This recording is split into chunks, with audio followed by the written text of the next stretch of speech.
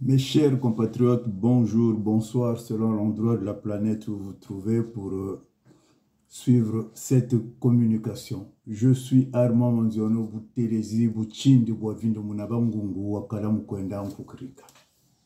La communication d'aujourd'hui s'intitule La loi de cloche et la transmission du pouvoir au Congo.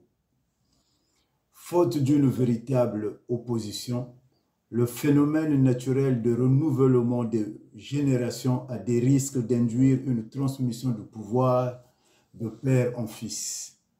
Autrement dit, la loi mathématique de cloche est une loi de probabilité absolument continue qui dépend de deux paramètres, son espérance et son éternité.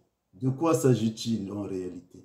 Il s'agit de la léthargie, la nonchalance, la désinvolture, le déficit de dynamisme dont fait preuve l'opposition, qui refuse d'assumer ses responsabilités, mais préfère jouer un rôle d'accompagnateur au détriment du bien du peuple, alors qu'on sait pertinemment, comme le dirait le mathématicien émérite Alain Kunzila, pour stopper l'évolution de la logarithmique de la courbe de Gauss, il faudrait la sectionner à son point culminant.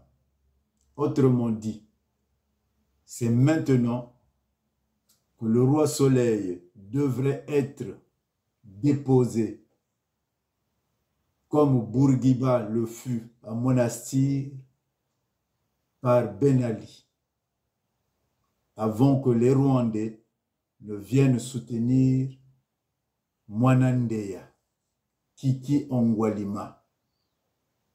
Pour prendre conscience de ces propos, l'opposition congolaise et le peuple dans son ensemble doivent faire fi du théâtre de la diaspora dite militante. Cette cinquième roue de carrosse qui anticipe les événements avant que le ciel ne nous tombe dessus.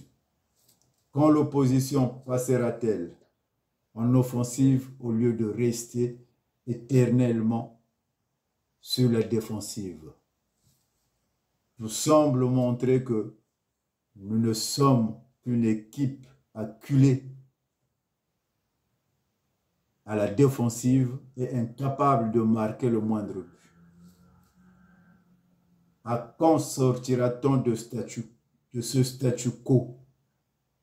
Il est temps de changer de fusil d'épaule pour ne pas voir d'autres scénarios nous tomber sur la tête comme une chape de plomb. Armand Manziono Bouterezi Bouchindi Boabucheleka Boavindu Munabangungu Wakala Mukwenda Nkukrika. Que Dieu nous bénisse et à ma prochaine communication.